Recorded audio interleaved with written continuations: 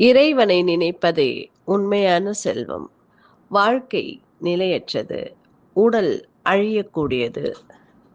அகம்பாவம் அழிவைத் தரும் என எளிய சொற்களில் ஆழமான ஞானத்தை மக்களிடம் கொண்டு சென்றவர் சிவபக்தியின் உச்சத்தை அடைந்த சித்தர் பட்டினத்தார் அவர்கள். தமிழகத்தின் காவிரி பூம்பட்டினத்தில் பெரும் செல்வந்த வணிக குடும்பத்தில் கிபி 11ஆம் நூற்றாண்டில் சிவனேசர் ஞானகலை தம்பதியருக்கு மகனாக பிறந்தவர் திருவெண்காடர். காவிரி பூம்பட்டினத்தில் பிறந்ததாலும் கடல் கடந்து வாணிகம் செய்து பெரும் பொருள் ஈட்டியதாலும் மக்கள் அவரை பட்டினத்தார் என அழைத்தனர். சிவகலை என்பவரை திருமணம் செய்து இல்லற வாழ்க்கை நடத்தி வந்தார் திருவெண்காடர்.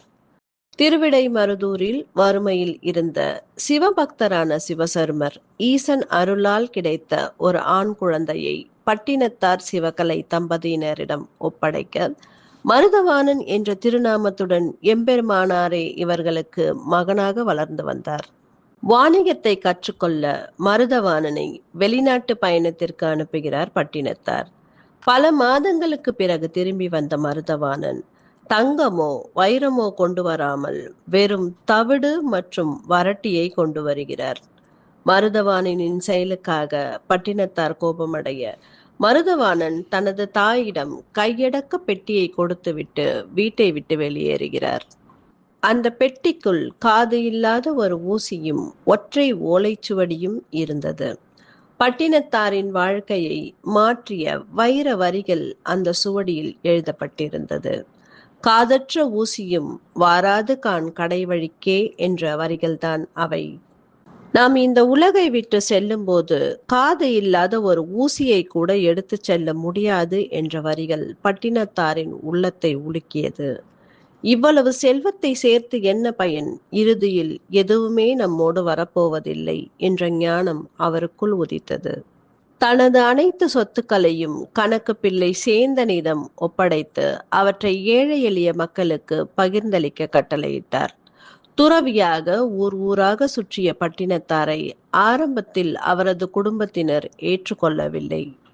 குடும்ப கௌரவம் கெட்டுவிட்டதாக எண்ணிய அவரது சகோதரி விஷம் கலந்த அப்பம் கொடுத்து பட்டினத்தாரை கொல்ல முயன்றதை அவர் அறிந்து அந்த அப்பத்தை சகோதரியின் வீட்டின் கூரையில் வீசி தன்வினை தன்னை சுடும், வீட்டப்பம் ஓட்டை சுடும் என கூற கூரை தீப்பற்றி எரிந்தது.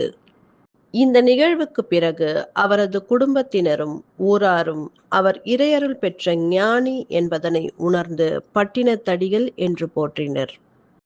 பல ஆண்டுகள் யாத்திரை மேற்கொண்ட பட்டினத்தார் எனது முக்தி எங்கே நடைபெறும் என இறைவனிடம் வேண்டி கேட்க அப்போது இறைவன் அருள்வாக்காக பேய்கரும்பு இனிக்கும் இடமே உன் முக்தித்தலம் என்கிறார் அசரீரியாக.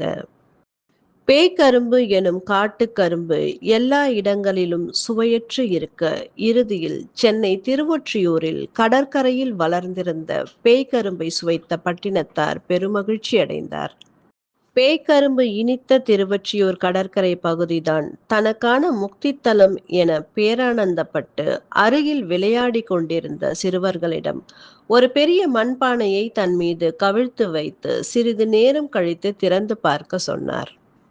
சிறுவர்கள் அவ்வாறே திறந்து பார்க்க பட்டினத்தடிகள் இறைவனுடன் இரண்டர கலந்து சிவலிங்கமாய் காட்சியளித்தார். அந்த புனித இடமே இன்று பட்டினத்தார் ஜீவசமாதியாக 11ஆம் நூற்றாண்டு முதல் இன்றளவும் பக்தர்களால் வழிபடப்படுகிறது. இங்கு ஆடி மாத உத்திராட நட்சத்திரத்தில் குரு பூஜை மிகவும் சிறப்பாக நடைபெறுகிறது. காலை 6 மணி முதல் 12 மணி வரையும், மாலை 4 மணி முதல் 8 மணி வரையும் நடை திறந்திருக்கிறது. காதற்ற ஊசியும் வாராது கான் கடை வழிக்கே.